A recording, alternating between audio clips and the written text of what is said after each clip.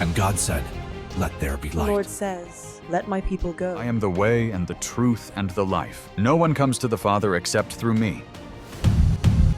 This is the Talkin' Bible podcast. Hi everyone, welcome to today's episode of Talkin' Bible. We're continuing our journey with Jeannie through some pretty challenging passages. Journey with Jeannie. Well, journey with Jesus and Jeannie. How about that? Oh dear, I don't know. One of us is good, the other one is not good. Work in progress. Yes. We're all a work in progress, and we are talking about what it means to be a disciple this week. It just so happens that these are some challenging passages in this week's episodes.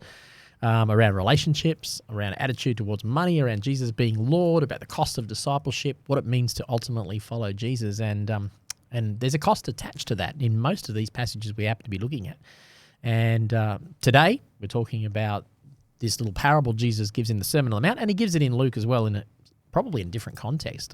You might go there, we'll see, but he's really talking about the cost of, what it'll cost you to actually make reconciliation with your adversary, he says, or the person who's against you or you're against. Yes, yeah. Or your neighbour. You can throw it in there. Or your neighbour, yep. Think of it as your neighbour. Yes. And I have to ask myself, why did I pick this week? Oh my goodness. Yeah, I'm surprised. I sat down to rehearse these this morning and look at these, and I went, wow, these are some pretty challenging verses. It's not unusual to have one or two of these scattered through, but to have basically a whole week of these is quite substantial. That's right, yeah. Hopefully people will grow this week. Hopefully or be so. challenged. Well, I know the theme that we're doing in church around this is one another. So these are all really one another kind of scriptures. They're deeply linked to what it means to have a relationship with God, requires us to have a relationship with each other and what that might look like. Yeah, and this one really makes me think, because why would Jesus say this and what's it really about? And he says in verse 25 in Matthew, reach a settlement quickly with your adversary while you're on the way with him to the court, or your adversary will hand you over to the judge and the judge to the officer, and you'll be thrown into prison. Truly, I tell you, you will never get out of there until you have paid the last penny. And that's it. That's all we're supposed to be talking about this week. So if you take that without today. any context, you're going to make it say whatever you want it to say. Jesus, does this only apply to people who, have someone who's making a civil claim against them? Is that what Jesus is saying? I think it's got to be more than that. I don't know. No one's ever made a civil claim against me, so I could just dismiss these verses. It's got to be more than that. Well, I read it as somebody's made. Oh, no, I don't know. No. Let me rethink this. Okay. To me, this sounds like you have a problem with your neighbour, right? Yep. And it's been going on for a long, long time. And you're on the way to court and you should settle with your neighbour. Yes. You should take whatever is offered to you so that you don't end up in prison court. because eventually you're just going to end up in prison anyway because it's not going to go your way. That seems to be what it's saying, yeah. Yes. You are not going to win this situation. You're not going to win this situation. It's beyond you to win this situation. And yet, presumably, you could go to court and you could win the case. Or presumably you could go to court and get more than what you're being offered if you didn't go to court. Well, that's why you want to go to That's court. why people because go to you court, think because you they can. think the settlement's not enough. I'm going to get more. But Jesus is pretty clear. He says you will never get out of there until you've paid the last penny. So that can't be talking about an actual situation, because sometimes they would lose everything and end up in jail, because back in those days, that's how it worked. The way the court system worked is that when a civil claim of one person against another was brought before a Roman court, invariably what would happen is the person would be told, well, you need to get thrown into jail until you repay it, which ironically meant that sometimes they'd be in jail for life, because when you're in jail, someone else is going to have to earn the money to pay for it. So that was the way the Roman system worked. But that's very different to our system. Different to our right? system, So yeah. how should we read this? So we need to put it in its context then. What's Jesus talking about? Why is he using this story? And I think he would be talking about, let's face it, you might go to court and you might win something, but what does it cost you in relationship with that person in the process of winning that claim? And I would imagine it'd be very rare that you'd come out winning a case in a civil court and be on better terms with the person who's just been ordered to pay you money. That wouldn't happen. That is true, yes. That wouldn't happen. So in the context of relationships, and if you look at Matthew's gospel, he is putting it in the context of the conversation around anger. You've heard that it was said, be angry with it, whatever it is. You do not be angry. Where are we? Matthew chapter 5. Let me see if I can find the context of it immediately before. You've heard it was said of old, you shall not murder, and whoever murders will be liable to judgment. But everyone who is angry with their brother is liable to judgment. So Jesus is elevating the bar on relational anger here.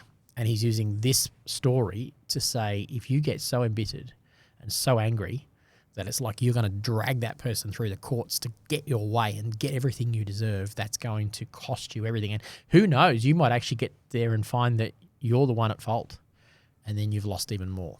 Yeah, and what's that saying? If you roll around in mud with your neighbour, you both get muddy. Get muddy. That's right. Yeah, that's right. Good analogy. Yep.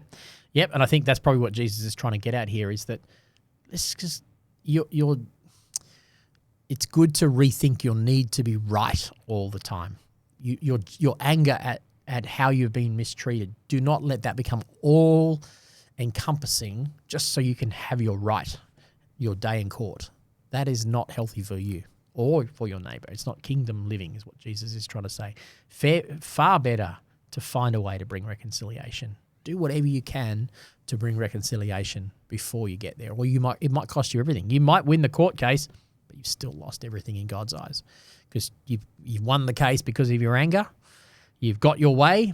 The other person is suppressed. You've pushed down your wife who you're angry with, and you've gotten angry. You pushed her down, and you feel better about yourself. Jesus says, what was all that about? That wasn't the kingdom living. You've just suppressed your wife. You've just been abusive. So what if you're right? Jesus' upside down kingdom is, wouldn't you rather just give up some rights for the sake of peace? Why does Jesus care so much about reconciliation? It's kingdom. It's the breakdown in relationships it begins in Genesis 3 between Adam and Eve. And it's the first and most prevalent result of sin. All sin leads to breakdown in relationships. The moment I choose for myself at the expense of someone else, I've severed that relationship. So it is the first fruit, the bad fruit of sin. And so the Bible as a whole is on that journey back. Righteousness, the concept of righteousness is about having right relationships with God and right relationships with people. You cannot have one without the other. Sorry, say that again. You cannot have a right relationship with God and not be in right relationships with people. Jesus is essentially saying here, if I'm going to say, me and Jesus, we're great, we have a great relationship with the Father, but I am at odds with that person, with my neighbor, and I am angry towards that neighbor, and I am contending to be right, to have my rights upheld with that neighbor, I have severed my relationship with God in that process, because out of that must flow this way. It must be an upward vertical flow of love and a horizontal flow of love to my neighbor as well. And that's the kingdom is all about that. God's purpose for coming to earth was to restore humanity to its original intention, which was right relationship with our neighbor and right relationship with God. Are those verses where Jesus says, if you have a problem with your brother or sister, go and reconcile with your brother or sister before you come and worship me? Is that just before this? It must be somewhere in Matthew chapter 6. I think it's probably Matthew 6 from the top of my head. Oh, really? So it's after that? Because that feels like that's a natural connection. The attitude, the Sermon on the Mount is all over relationships. I mean, that's so much of what the Sermon on the Mount is about, is the way you relate to other people. I mean, I'm just looking at the subtopics in Matthew 5. Anger, lust, divorce, oaths, retaliation. I mean, every one of those things, loving your enemies, these are all relational contexts. So the Christian life exists. Giving to the needy, he goes on and talks about. So they're all about relational context. You cannot have a Christian life without those things. And it is I think it's in the Sermon on the Mount. If you remember that your brother has something against you, if you leave your gift on the altar, go and settle it. It seems to me that there's something about your heart that Jesus is trying to address here. That if you haven't reconciled with somebody or you haven't settled with somebody, your heart is still in an incorrect place. Yeah. That your heart needs to be worked on. Yep. And it goes so far as to say this is at least 1/3 to 1/2 of the Sermon on the Mount. So that tells me it's reasonably important that we do this. Yeah, okay, but it's really hard. It's hard to settle because you're giving away, or you don't want to settle because you want to win. The sinful nature wants to win, and this is what Jesus wants us to overcome: is that sinful nature. The Apostle Paul, he kind of speaks against the Corinthians for having this same problem. They actually were taking one another to court. That's what they were doing. They were having civil disputes in front of the courts, and Paul's going, how is it that you can do this? He said, you're giving Christ a bad name in the Roman courts because you brothers are taking each other to court in front of secular courts and over over civil matters that you should be able to figure out yourselves. Now, just a caveat there. That is not saying that Christians should never go to court. God has got a justice. If there's been criminal matters, they need to be sorted out through our judicial system. We do not handle criminal matters in-house. Churches have tried to do that. That is wrong. So that's not what we're talking about here. But Jesus and Paul is talking about these matters that are about selfishness of the heart, not justice. I want my way. Paul's going, forget your way. Live for something bigger than that. Be prepared to give up your rights for the sake of others, for the sake of unity, for the sake of peace. That's what Paul's talking about. Yeah, well, it doesn't sound like he's talking about anything criminal here. No, in these verses. It's this settlement is a civil with matter. Something that, a civil, some kind of dispute about, your cow was eaten by my animal and whatever. That sort of thing is what we're talking about here.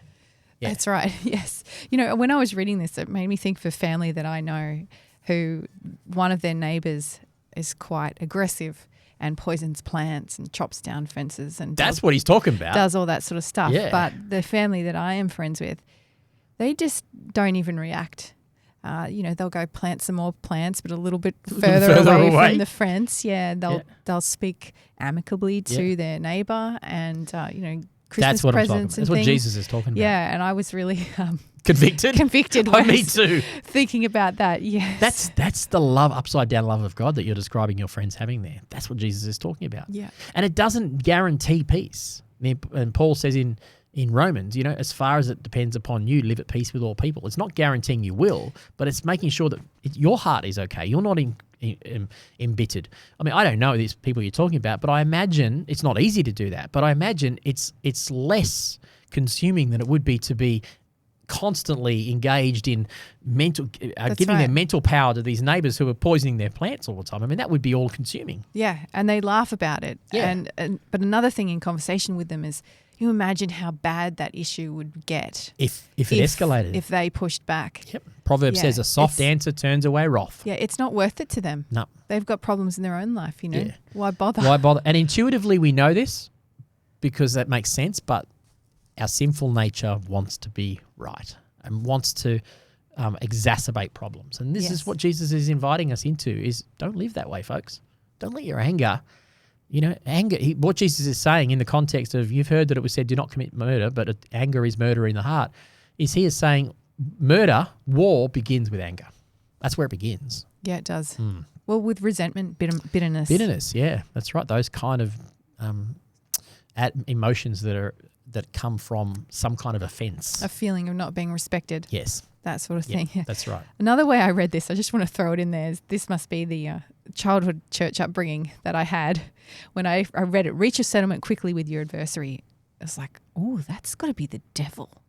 Okay. The adversary is the devil. He's taking me to court. He's accusing me of things in front of Jesus.